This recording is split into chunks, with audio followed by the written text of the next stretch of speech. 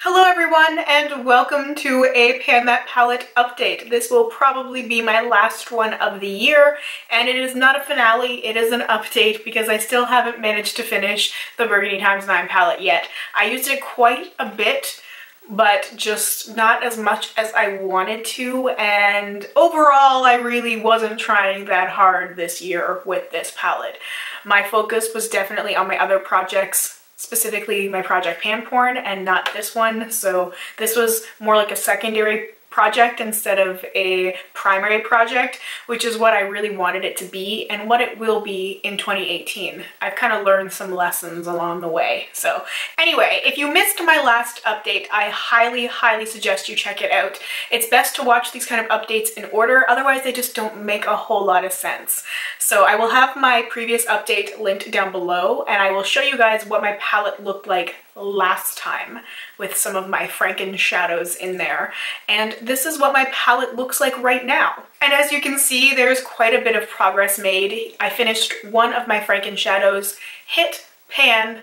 Actually, there's a lot of pan on my other Franken shadow, and then I expanded the pan on my two other shadows. So there's 3 shadows in total remaining. So I'll go through them pretty quickly, but first I'll talk about the one that I finished first, and that was a hybrid shadow. So if you saw my last update, you would already know that I mixed Cory and Ho from this palette with a little bit of another MAC eyeshadow to create a really beautiful crease shade for me. And that's the one that I finished, and it was really easy to finish it. If you've ever repressed a shadow, you would know that that makes it really soft and therefore very easy to go through. It's just not possible to repress a shadow with the same force as a machine. Just common sense. There's no way that I'm going to be able to firmly pack an eyeshadow like the MAC machines can.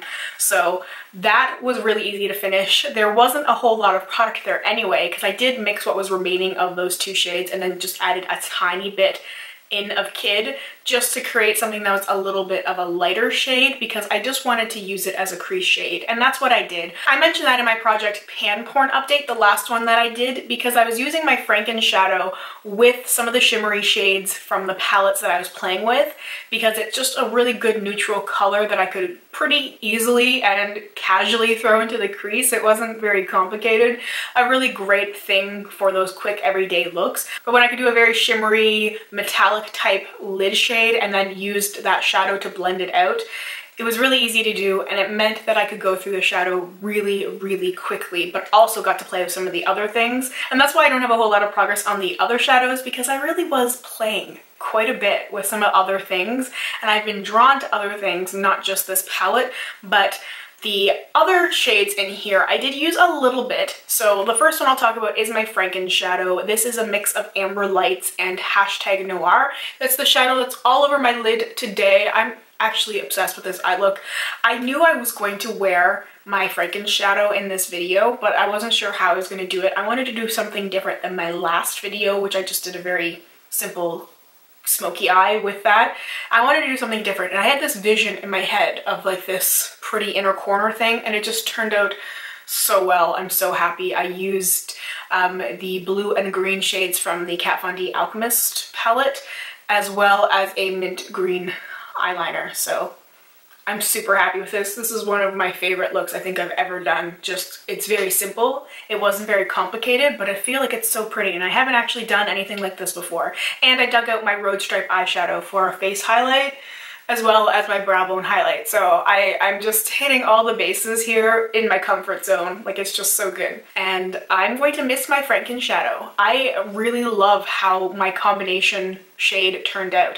I wasn't sure. I just decided to pair Amber Lights with #Noir because I love Amber Lights so much that I figured, if I hate an eyeshadow, let's pair it with one of my all-time favorites. And it just worked beautifully. I really am going to have to mix Amber Lights with some of my other shades that I don't like if I can keep coming up with some beautiful Franken shadows. I will definitely be trying this next year as well with the palette that I'll be panning in 2018 to see if I can come up with some other beautiful options and things, because this helped me so much. Just adding shadows into this palette, creating new ones, it really helped me a lot. It helped me learn a lot along the way. All right, so the remaining 2 shadows. Embark, the dark matte brown shade. Such a beautiful brown. I really love working with this. I feel like if it was a shimmery shade, I would have finished it by now because I would have been able to do more things with it. But really, I haven't even been trying to do anything really complex with this shadow. I tend to use it just as a deepening shade on the outer corner of my eye. So I either use a very dense crease brush if I'm going for a more pigmented outer corner, or I will use a more loose, fluffier crease brush. For the look I'm wearing today, I actually used a little loose crease brush and dusted it a little bit over the top of the edges of my Franken shadow just to blend it out a little bit because I didn't want a light shade, I wanted a dark shade. I've been playing around with different things in the crease as opposed to what I'm used to. I learned a lot from YouTube beauty gurus, so I've been trying to kind of break some of those habits a little bit. I've been putting shimmers in my crease, I've been putting dark shades in my crease. I've been having fun playing around with sort of the things that you're told not to do on YouTube, but I've just been having fun doing it anyway. So Embark is a really beautiful shade that I will miss. I think there are quite a few shades within this palette that I've used over this year that I will miss. But I think I have things that will work for me or things that I can mash up to make work for me. And the last shade, which I didn't use a whole lot, I only used a handful of times, that's the shade Sketch. This shade has really grown on me over the last year. I really did not like it when I started this challenge, but the more I've been using it, the more I like it. This is a good shade to use on my outer corner as well, but it's also a really good all over the lid shade. I like pairing it with some sort of base, like a cream eyeshadow or eyeliner, and then I can build on top of that with that shadow and just sort of smoke it out. And it's just a really deep purple smoky eye is always a good thing. I love deep smoky eyes in general.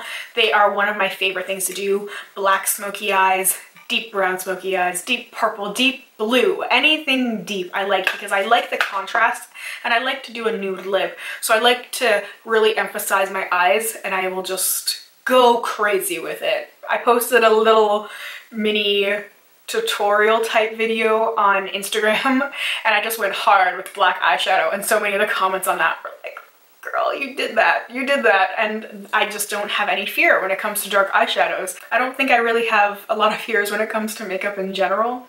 Red lipstick, that's pretty much it. I haven't conquered that fear yet, so I guess I'll have to work on that in 2018. Anyway, that is everything for my update. Thank you guys so much for watching, for all of your support and encouragement and ideas. It has helped me more than you know, although I keep saying it over and over again. So I hope you guys realize how much I appreciate all your suggestions and recommendations and ideas. Every time you give me an idea for a look to do, it really sparks something in me, and it might not be the exact look I create, but I get so much inspiration from the things that you guys suggest. So if you guys have any ideas for looks I could do with these shadows, make sure to let me know. I will be focusing on these 3 shadows for the remaining year. I do think I can easily finish my Franken shadow and Embark by the end of the year because there's really not a whole lot left of either. And I do use my Franken shadow wet as well, so that helps me go through it faster. And I've used a lot of Embark. There's like a thin little layer left, so I think if I just keep using it consistently, I'll be able to finish it in a couple of weeks, which will probably leave me with Sketch. So if you guys have any ideas for how I can use Sketch, let me know. I will still be doing my 2018 Pan That Palette intro in January. So I feel like I'm in a good place where I can kind of juggle both and I can ease into my 2018 palette in January while finishing up my 2017 palette. So I've got a bit of a game plan anyway. All right, enough rambling. Thank you once again, and I hope I will get to talk to you soon. Bye for now.